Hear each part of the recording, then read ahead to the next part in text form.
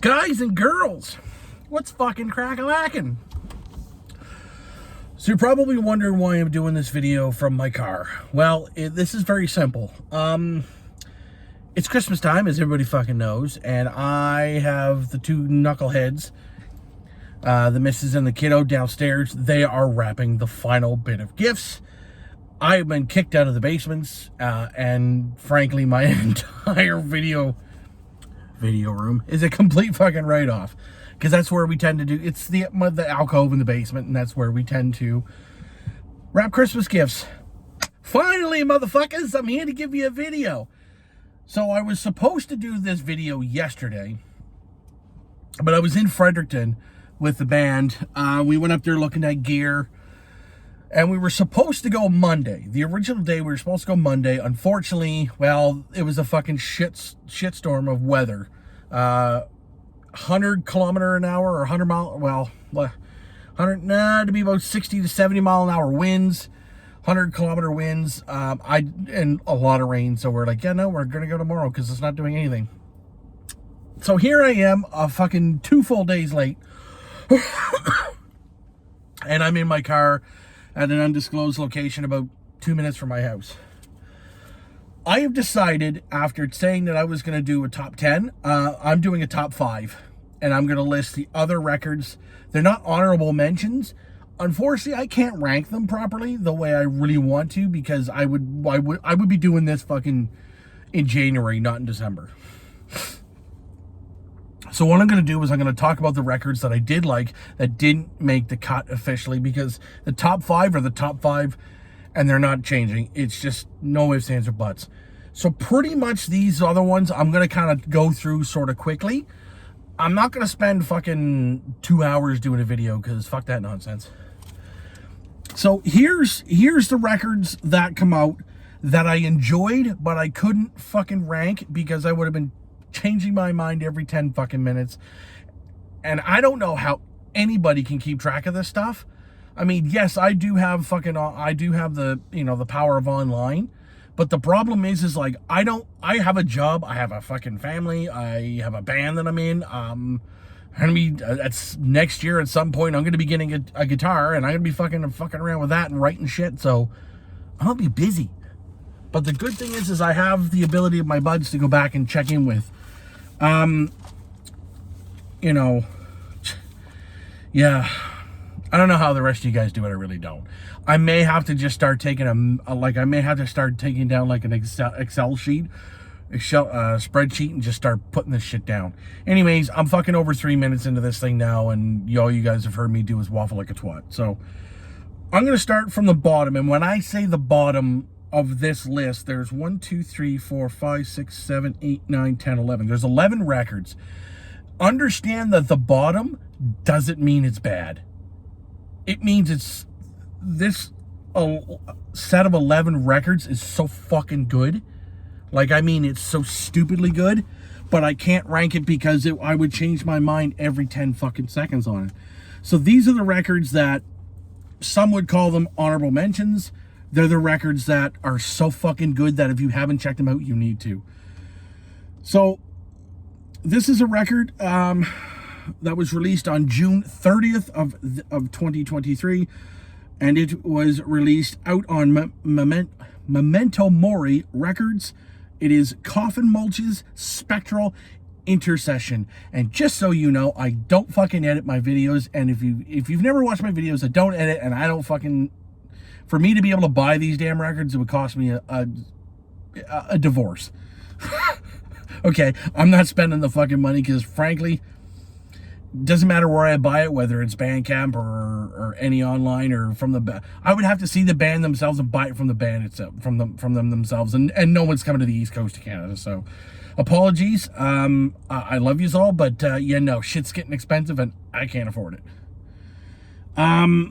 But I'll still show my support in these videos, and I'll still tag and hashtag and all that shit, blah, blah, blah.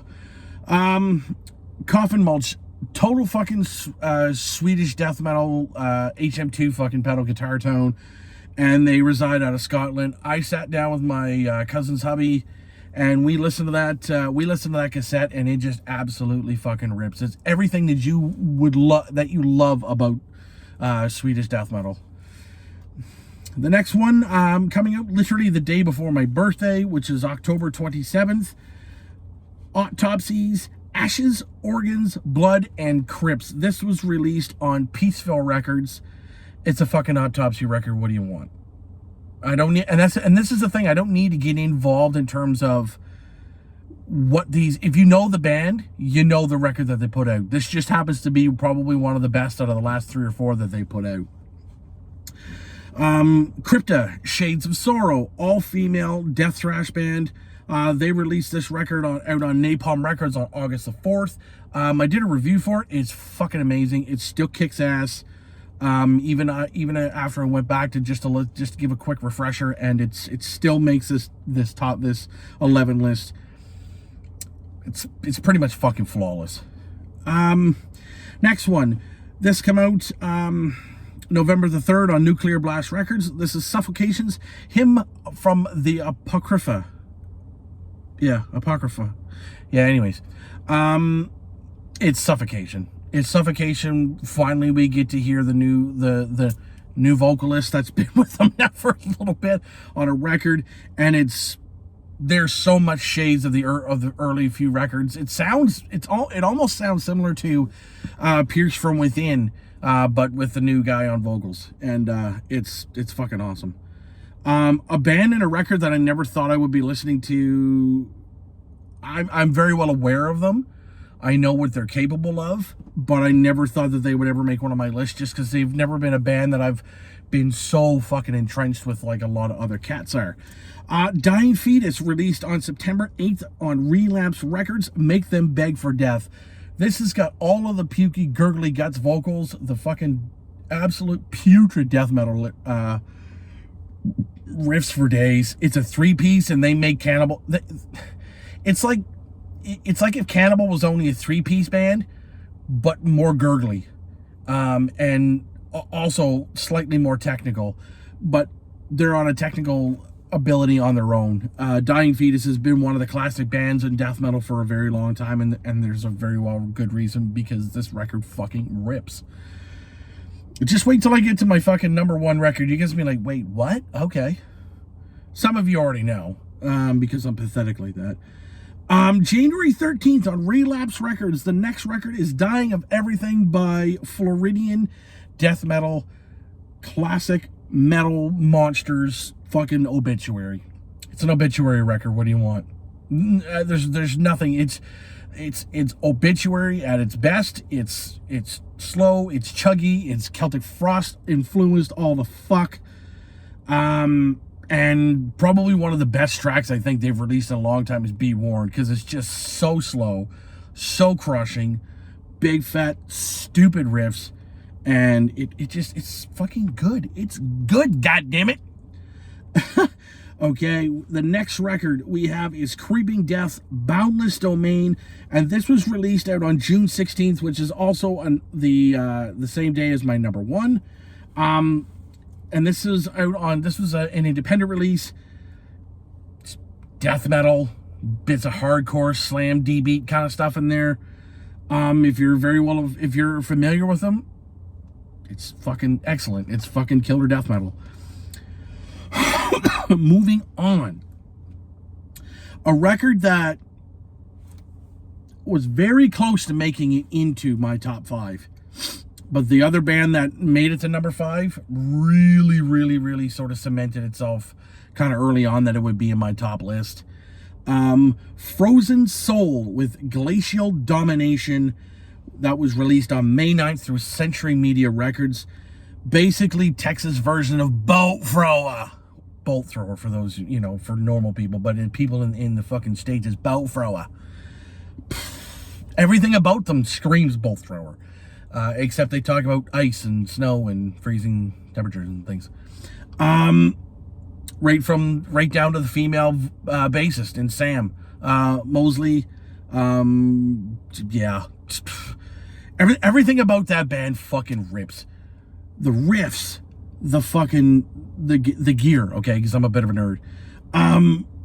everything about Frozen Soul is bolt thrower to the nth degree, and they're gonna go on the same sort of trajectory with Glacial Domination and every record going forward, because it's just newer version of bolt thrower, and it's fucking amazing. Oh my lord.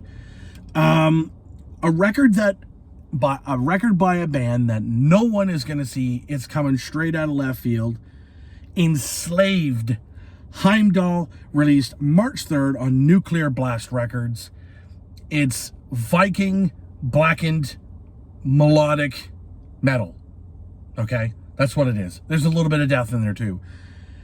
The thing I love about Enslaved is over the last several years they've gone with very much the sort of harsh blackened vocals, but not to the point of like the wild weirdo fucking Norwegian bands. Enslaved I've had such a respect for. I'm not a big fan, but when I listened to this record out of a sort of a recommendation by a friend of mine, JD, he kind of put up the record and he's like, yeah, if you haven't listened to this, you need to listen to it. And I knew when it came out because everybody was talking about it, but I was like, I'll put it off. I'll worry about it later. And then so he didn't really recommend it, but he kind of posted it. I'm like, yeah, all right, sounds good.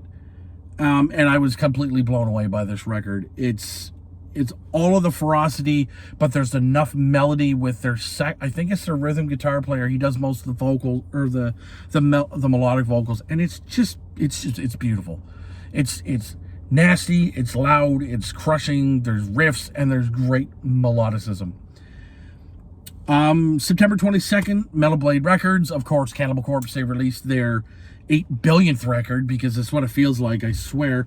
Chaos Horrific, second record featuring holy fuck, yeah, features Eric Rutan, and he makes that band sound nasty.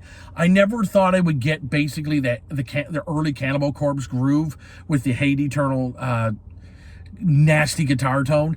And we've managed to get two records out of it. So Eric Rutan and Rob Barrett are simply two of the greatest death metal guitar players on the fucking planet. Yes, Jack Owen is great. Yes, Rob Rousay wrote some classics, blah, blah, blah. Cannibal has to groove. If Cannibal doesn't groove, fuck it, I don't necessarily want it. I'm not saying I don't like those records, but when you listen to like Tomb the Mutilated and fucking, the Bleeding and all that, it's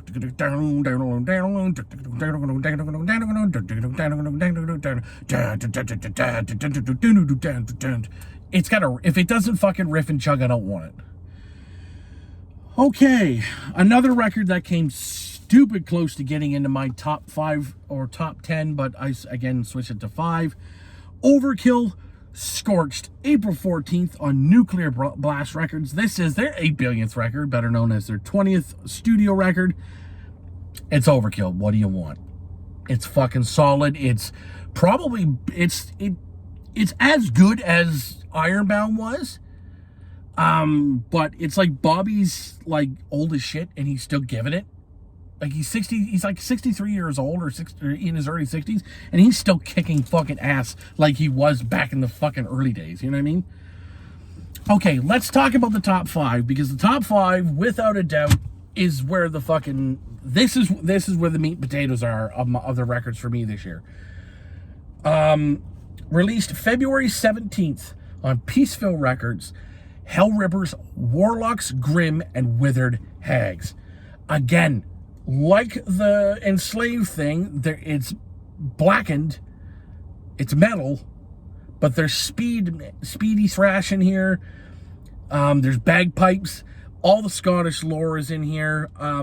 James is probably not ever gonna watch this, and if because I might just fucking tag Hellripper on Twitter. If he actually does watch this thing, dude, I swear to fuck, every time you put out a record, people's pants get tight. All right.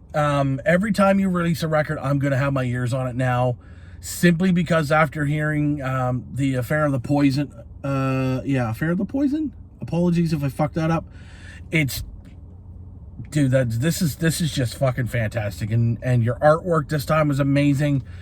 This man does everything himself. Everything himself, and the guy is just a fucking absolute he's just a fucking genius on it. Yes, I know this is fucking sort of fruity drink, but I'm thirsty, and yeah. If you're hearing a sort of a woo in the background, it's just my heater. Number 4, and I want to stress too, this top 5 was extremely difficult to rank. Number 4, their debut record, released June 23rd on Prosthetic Records, Death Toll by Death Collector, featuring former Bolt Thrower drummer Andy Whale, that's right. And it's also got Kieran Scott on vocals. I did a review on this record and I gave it glowing praise. It's just a fucking fantastic record. This thing is absolutely stunning. Right from the get-go, it completely rips you limb from limb and then pisses on your fucking arm sockets, I guess. Yeah, if you haven't heard this record yet, you have to listen to it. It just, you stream it on YouTube or wherever you fucking listen to things. Get it into your ears, because I think you're going to fucking thoroughly like it. Number 3, August 25th, Church Road Records, Celestial Sanctuary with the insatiable thirst for torment. Oof. Fuck, I almost forgot that. That's fucking brutal. Again, death thrash at its finest. This started and did not stop. It didn't let up. It's got one of the best fucking it has one of the best fucking album covers of the year.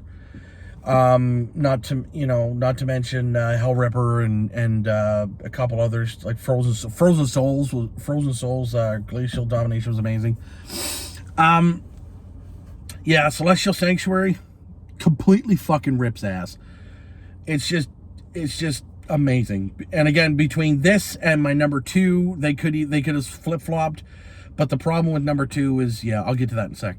So yeah, number 3, Celestial Sanctuary, Insatiable Thirst for Torment. Number 2, this is the only EP that is on my end of year list. That's why it's not my favorite albums, it's my favorite releases, because obviously there is one EP on here. Overthrow, Ascension of the Entombed. Jesus Christ almighty. Blackened death thrash that will written by a 2-piece band. They're a 4-piece when they hit the road. Every fucking thing about this band, and this EP is perfection. The Blackened is there in the perfect sections.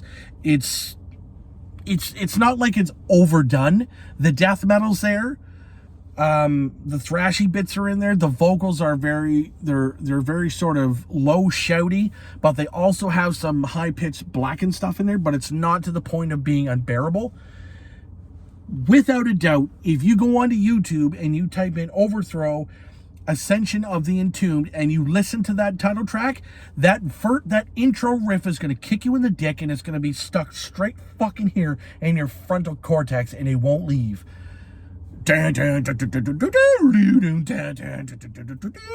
Oh my god. I haven't seen this on very many people's lists, and I'm kind of pissed off by it, to be fucking honest with you.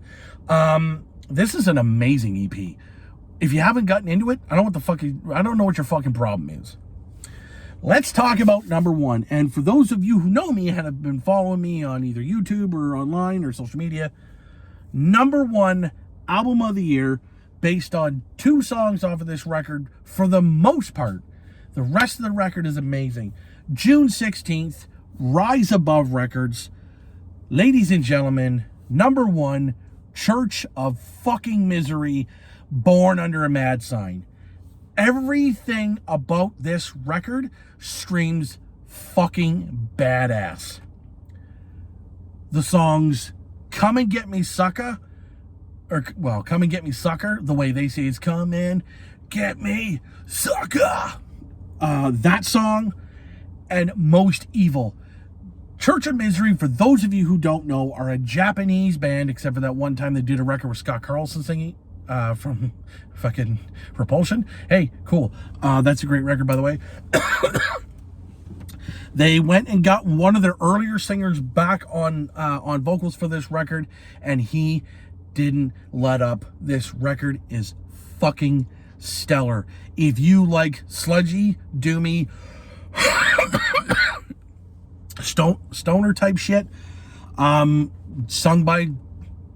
by the Japanese, written about serial killers, you will love this record. I fucking forewarn you. This record is gonna knock your fucking dick on the floor. It might knock your tits on the fucking floor. Everything about this record is pure fucking amazing. This is like to be honest with you, I know High on Fire is supposed to have a new record out next year, so I'm kind of already putting that at number 1 for 2024. But here's the thing, like Church of Misery, without a doubt, has been one of my favorite bands over the last several months since I first heard this record. I've been listening to their discography because I'm doing a big fucking ranking on YouTube with my buddy Dave, John, and I think Chris from Green Saber, but I'm not 100% sure. Other than that, this record, if you have not listened to it yet, I heavily suggest that you do.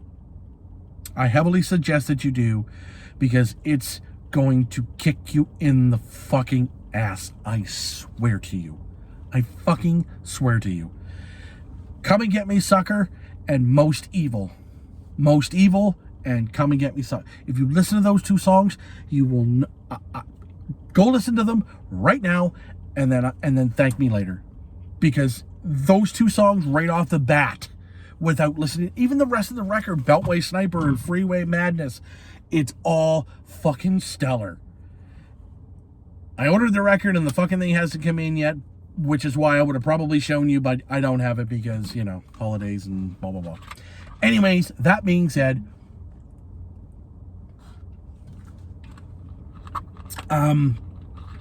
everything about this record is amazing. Everything about this list is amazing. So yeah, this video is now 22 minutes long. I'm cutting this shit off because I'm tired and I'm going home. I will see you guys later on.